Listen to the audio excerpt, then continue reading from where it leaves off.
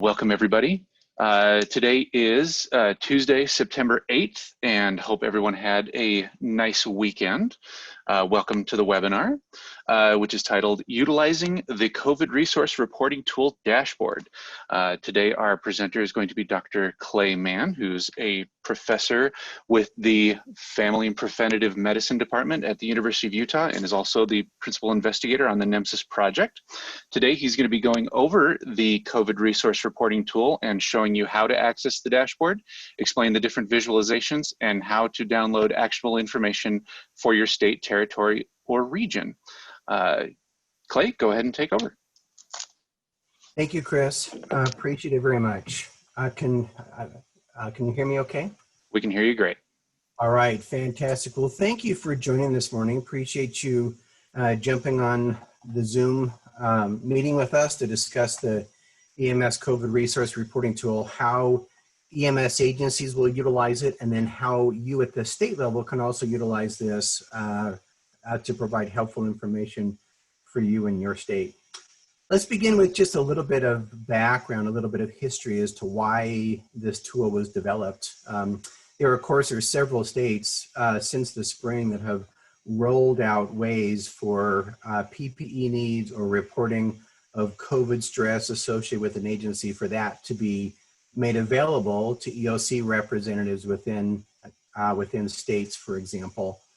But what was really suffering was the fact that that information that was being collected in states was not making it up to a federal level, and so that the folks at FEMA and others that were associated with the response to the COVID outbreak in the spring, they were not receiving information regarding PPE needs for EMS and for other related stressors that the EMS agencies may be experiencing related to the spring of this year.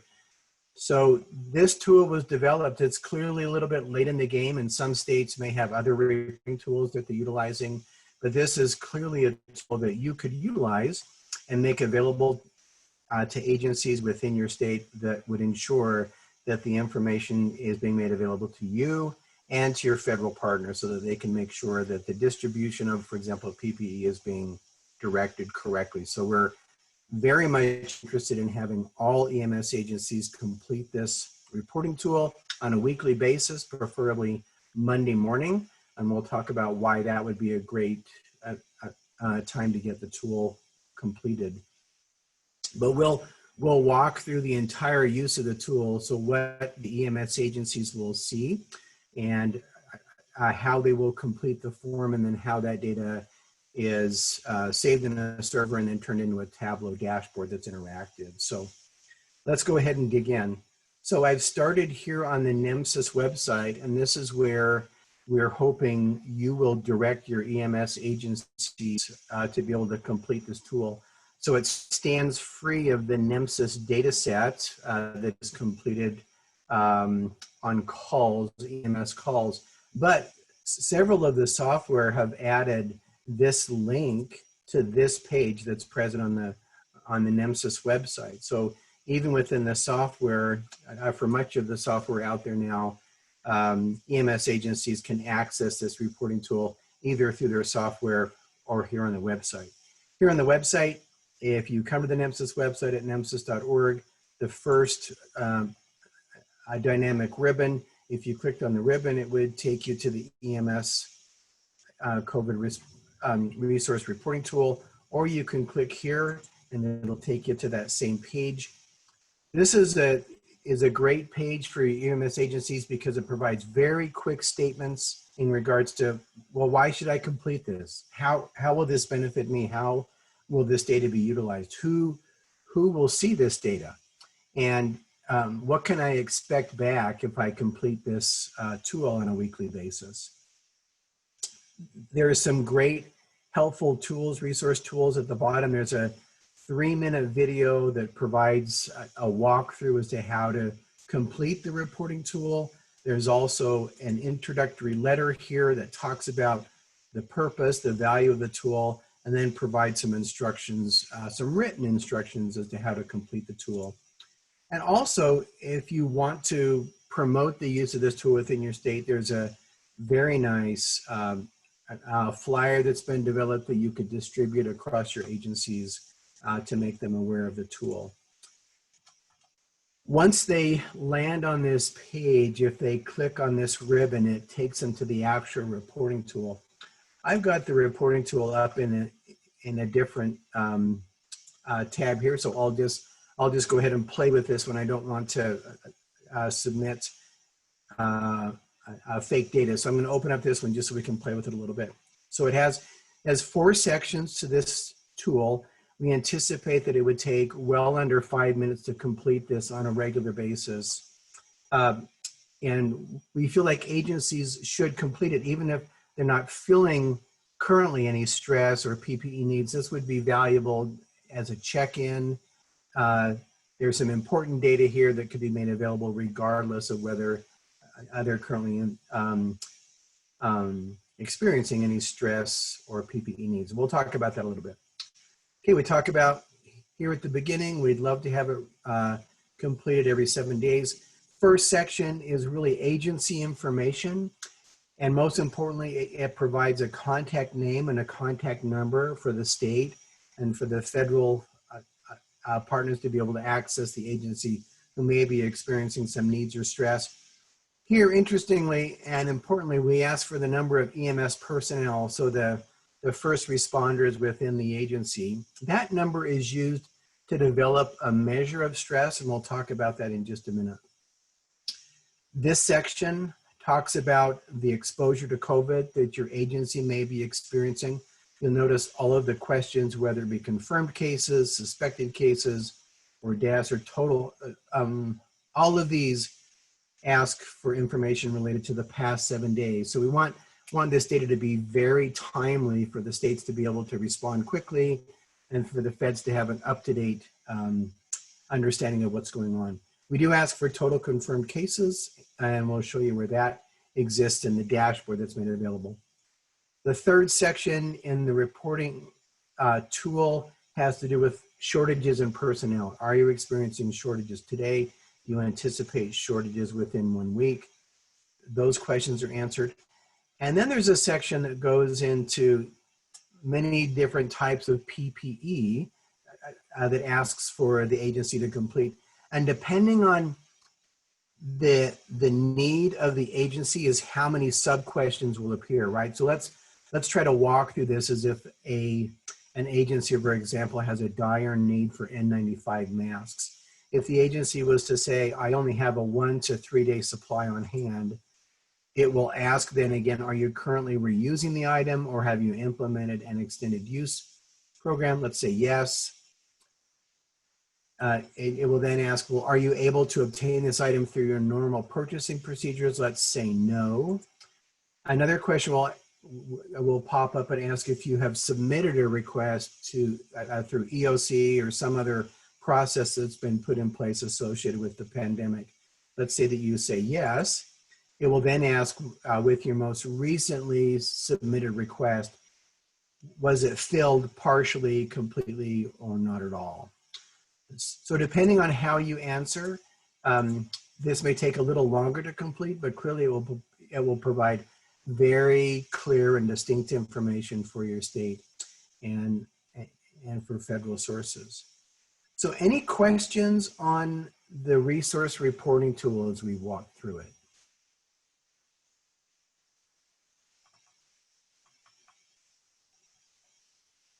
Okay, well, let's now talk about how that data that is collected from all the agencies within your state and is aggregated, it's pushed to a Tableau dashboard that we'll show in just a moment. Every Tuesday morning at 3 a.m. and every Thursday morning at 3 a.m. And we set those date times specifically so that agencies would have Monday morning to get it completed. You as a state could come in on Tuesday morning and be able to see the status of all the agencies across your state. We also set it for Thursday morning as well. If some folks complete it during the week and you want to make sure you have a firm understanding of where your agencies are, you'll have Friday to be able to kind of walk through to then make sure that you can see any new folks that have come in. So let's go back to the NMSIS website, and I'll show you how to access this reporting tool. Or excuse me, the dashboard associated with this reporting tool. So as a state, you would just go in through state reports as usual, choose version 3 dashboards, and then the new tool is found right at the bottom of all of the NMSIS dashboards that we provide for you at the state level. So it's right at the bottom. And here's where you would access your reporting tool. And there's a user manual here that we're going to talk about in just a minute. I've opened up this dashboard with test data in it. If you open it up, you're going to see information specific to your state. I have loaded some test data here, and so I can freely share this. Your dashboard will look like this that you'll see at the state level. This is the view that the federal level sees. That is, they see all of the reported information for the entire nation. You as a state would only see your state highlighted in a color, and all the other states would be gray. Well, let's walk through some of the attributes of this dashboard. So you remember there were 3 areas that were potentially important in regards to an agency status. Those are listed here, and the map will change based on which one you choose. So PPE availability, here we can see the states that have agencies that are reporting an acute stress or need. And that information is always present here, right, for each of the types of PPE that were available in the reporting tool. So for example, the federal level, they can just click here for the 0 to 3 day supply, which indicates an acute need for N95 masks. And the dashboard will change to only represent those agencies that have reported that need, right? So that way it's possible for, at a national level, for them to immediately see which states, which agencies need N95 masks. You as a state can do the same thing. There are 2 other areas, right? We talked about COVID exposure. If you click up here, it'll change the map to show you the responses in regards to COVID exposure within the agencies. It changes the view here. You can see which of the agencies are under minimal stress or acute stress. We'll talk about those definitions in just a minute. And then finally, personnel shortage will change again and show the agencies that are experiencing personnel shortages this week. So the information related to the exposure need always stays the same, but by clicking through the map, you're able to see which agencies are reporting that information for each of the 3 topics. Now, if you are just a state, let's just go into North Dakota and see the test data here. If I was the data manager from North Dakota or the EOC representatives from North Dakota, I could see those agencies that have reported. I can click on each of those individual agencies, and it will change this view just to represent, for example, this test data for Fargo Fire Department and Rescue. And I can immediately see that they are red because they indicate a dire need for isolation coveralls. You can always go back and then view all of the data. Again, I can also use this mechanism at the state level to see where do I need N95 masks, and it will change the view to ensure that you're just looking at those agencies that need N95 masks. So let's talk about real quickly, how do we define this minimal stress versus acute stress versus really no stress or need? That takes us back to that user manual I talked about. If you click here and open up that user manual, it will walk you through each of the visualizations, how to view the data. But right here, about 2 pages in, you'll see how we have described or defined acute stress, minimal stress, or no stress for each of the 3 areas of interest, right? So for PPE availability, an agency is considered to be in acute need if any PPE item is marked as 0 on hand up to 3 days on hand of supply. So you can read through these and get a good feel for why each of the 3 areas would appear red, gold, or green. So we'll go back to the reporting tool and return it back to the full set of test data. Are there any, one more thing to share. I'm changing this to months only because that's where I've hidden the test data in my view of this data. When you open this up, you will immediately see weeks, and you'll immediately see this week's data. Now this is test data. I didn't put in any test data this week, but that'll be the immediate view that you see.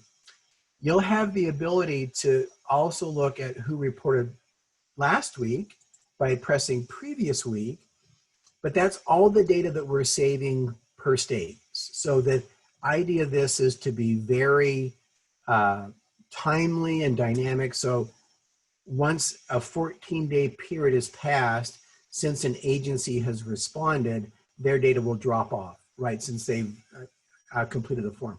That way for you at the state level, you don't see the same agency reporting week after week after week, and this list here of agencies just growing very large. So you'll always just see who's come in this week. If you want to see who reported last week, you can check previous week. Those will be your two areas of real interest. I'm going to turn this back to the previous month, and so I can access the test data again.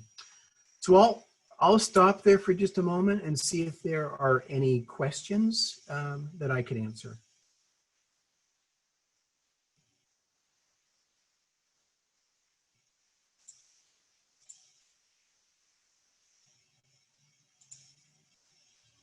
All right, okay. Let me see, is there something that I've missed that I want to make sure that I make clear? Yeah, four things I want to mention quickly. There are 4 updates to this dashboard and to the reporting tool that are currently under development and should be done in about a week or so. These are requests that have come from folks that are using the tools. Number one, you'll notice here that we really are only reporting agencies that when they complete the reporting tool, indicate that they have an acute stressor need or minimal stressor need. We're going to change this so that you as a state will be able to also see those states that would appear green and have no stressor need currently. That way you at the state will have a firm count of how many agencies are responding to this tool every week. Secondly, you'll remember if you had some needs regarding PPE, there was a lot more data that was completed associated with each of these PPE items. So there's additional data in the reporting tool that's not presented here. We're working on developing a way for each of the states to download in a CSV file or in an Excel file all the data associated with the reporting tool on a weekly basis. And that will be done by hitting download here. And then let's go to data. And if you click that, it will bring up immediately kind of a summary of the data. This is kind of a summary that you see on the reporting tool. If you click full data, it will open up, this will soon open up to all of the data that's been reported by all of your agencies. And so if, say for example, your state EOC or some other organization wants to look more deeply in how agencies are reporting that they're, are they reusing their PPE? How are they getting a hold of it? How are they accessing it? That additional data will be available here, so it can be downloaded every week in either an Excel format or as a CSV, a comma delimited format. So that's coming. Also on the reporting tool, several of the agencies reported, or excuse me, several of the states reported that not only are they having EMS first responders complete this form, they're also asking fire agencies, police, dispatch centers to use this same tool. So we're adding additional terms here as to what might be considered the number of EMS personnel that we want to use to develop the percentages for risk right here. So we're going to be adding other words that would represent inter-facility transports or other types of first responders, so that those completing the tool will feel comfortable that it's representing their clinicians that are going out to respond. And then finally, we've had requests from states to develop a special AD account that allows like members of their EOC or other who may be responsible for PPE distribution, that they could view this dashboard.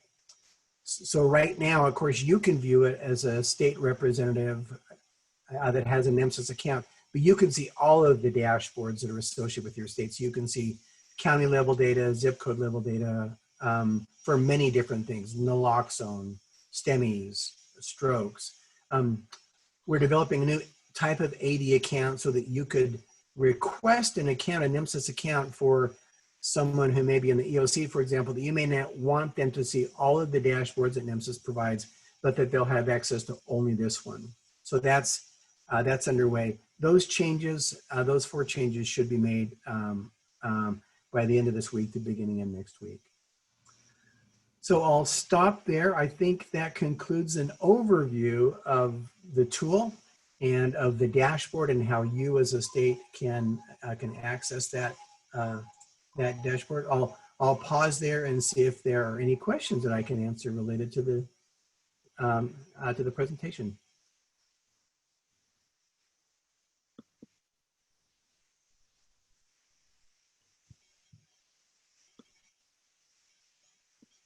All right, quiet group this morning, right after the holiday. I can understand that. All right, Chris, I'll turn it back over to you. Thank you for everyone's attention. Wonderful. Thank you very much, Clay. So yeah, great overview of the tool here. Hope that that's going to make a big difference for a lot of the agencies.